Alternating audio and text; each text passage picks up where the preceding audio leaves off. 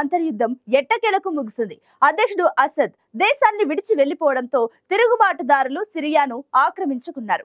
దాదాపు 5.5 దశాబ్దాలుగా సాగుతున్న అసద్ కుటుంబ పాలనకు తిరుగుబాటుదారులు చరమగీతం పాడారు. ఈ పరిణామాల వేళ అటు ఇజ్రాయిల్, ఇటు అమెరికా సిరియాపై దాడులు చేశాయి. సిరియాను తిరుగుబాటుదారులు స్వాధీనం చేసుకోవడంతో తమకు ఎలాంటి ముప్పు ఉండకూడదని భావించిన ఇజ్రాయిల్ వైమానిక దాడులకు తెగబడింది.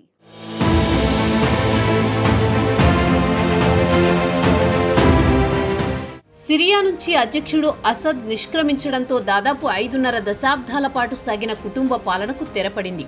2011లో అధ్యక్షుడు అసద్కు వ్యతిరేకంగా ప్రజలు వీధుల్లోకి వచ్చి ఆందోళనలు చేశారు. వీరిని అడ్డుకునేందుకు అసద్ సైన్యాన్ని రంగంలోకి దించడంతో అంతర్యుద్ధం మొదలైంది. సిరియాకు మద్దతుగా అప్పట్లో రష్యా, ఇరాన్, హిజ్బొల్లా మిలిటెంట్లు సహాయం చేసి తిరుగుబాటుదారులను కట్టడి చేశాయి. అక్కడ అంతర్యుద్ధాన్ని అలుసుగా తీసుకుని ఉగ్రవాద సంస్థలు తిష్టవేయడంతో అమెరికా సహా పలు దేశాలు వైమానిక దాడులు చేశాయి. దీంతో సిరియాలో అంతర్యుద్ధం కారణంగా దాదాపు 6 లక్షల మంది ప్రజలు ప్రాణాలు కోల్పోయారు. నగరాలకు నగరాలే ధ్వంసమయ్యాయి. 2015 వరకు ఉద్రిక్తతలు చెలరేగినా ఆ తర్వాత ఆందోళనలు చల్లారాయి. కానీ మరోసారి ఇప్పుడు తిరుగుబాటుదారులు చెలరేగిపోయారు. రోజుల వ్యవధిలోనే సిరియాలోని అతిపెద్ద నగరాలను స్వాధీనం చేసుకున్నారు. రాజధాని డమాస్కస్కు తిరుగుబాటుదారులు చేరుకోవడంతో అధ్యక్షుడు అసద్ దేశాన్ని విడిచి వెళ్లిపోయినట్టు ఆర్మీ ప్రకటించింది. అంతేకాదు సిరియాకు స్వేచ్ఛ లభించిందంటూ తిరుగుబాటుదారులు సైతం ప్రకటన చేశారు. ప్రస్తుతం సిరియా తిరుగుబాటుదారుల చేతుల్లోకి వెళ్లిపోవడం ఆందోళనకరంగా మారింది. ఈ నేపథ్యంలోనే సిరియాలోని రసాయనిక ఆయుధాగారాలపై ఇజ్రాయెల్ దాడి చేసింది. ఆ దేశాన్ని తిరుగుబాటుదారులు ఆక్రమించుకోవడంతో ఆయుధాలు వారి చేతికి చిక్కకుండా ఉండేందుకు వాటిని ధ్వంసం చేశామని ఇజ్రాయెల్ విదేశాంగ శాఖ తెలిపింది. గోలన్ హైట్స్ లో బఫర్ జోన్ నుంచి సిరియా బలగాలు వెనుతిరగడంతో ఆ ప్రాంతాన్ని ఇజ్రాయెల్ సైన్యం తాత్కాలికంగా స్వాధీనం చేసుకున్నట్లు ఇజ్రాయెల్ ప్రధాని నెతన్యాహు ప్రకటించారు. 1974లో సిరియాతో కాల్పుల విరమణ ఒప్పందంతో గోలన్ హైట్స్ లో బఫర్ జోన్ ఏర్పాటైంది.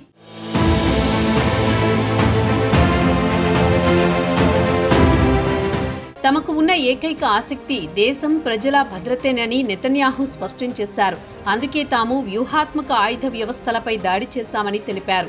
దాడిలో ధ్వంసం కాకుండా మిగిలిన రసాయనిక ఆయుధాలు, క్షిపణులు, రాకెట్లు తిరుగుబాటుదారుల చేతుల్లోకి వెళ్లకుండా చర్యలు తీసుకోవాలన్నారు. హిజ్బొల్లాకు మిలిటెంట్ గ్రూపునకు కీలక మిత్రుడైన అసద్ ప్రభుత్వం కూలిపోవడాన్ని ఇజ్రాయెల్ స్వాగతించింది. అయితే సిరియా భవిష్యత్తు గురించి మాత్రం ఇజ్రాయెల్ ఆందోళన వ్యక్తం చేసింది. మరోవైపు సిరియాలో అమెరికా వైమానిక దాడులు చేపట్టడం చర్చనీయాంశమైంది. ఈ విషయాన్ని జో బైడెన్ స్వయంగా ప్రకటించారు.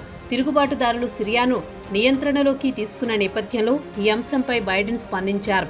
బషర్ అసద్, ఆయన తండ్రి పాలనలో సిరియా 1/2 శతాబ్దం పాటు చిత్రహింసలు అనుభవించిందన్నారు. 13 ఏళ్ల పాటు సిరియా అంతర్యుద్ధంలో మగ్గిందన్నారు. వేలాది మంది అమాయకుల ప్రాణాలు కోల్పోయారని, వీటన్నింటికీ ఇప్పుడు రెబల్ దళాలు ముగింపు పలికాయని, అసద్ను పారిపోయేలా చేశాయన్నారు.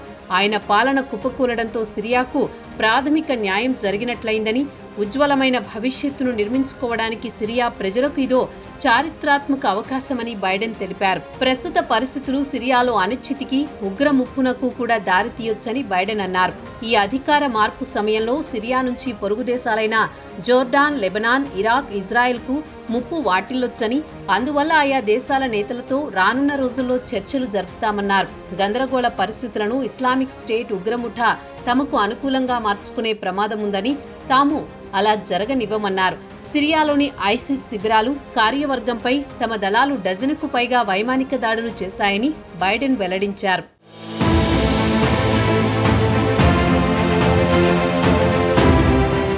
ఇక సిరియా నుంచి పారిపోయిన మాజీ అధ్యక్షుడు బషర్ అల్ అసద్కు రాజకీయ ఆశ్రయం కల్పించినట్లు రష్యా ప్రకటించింది.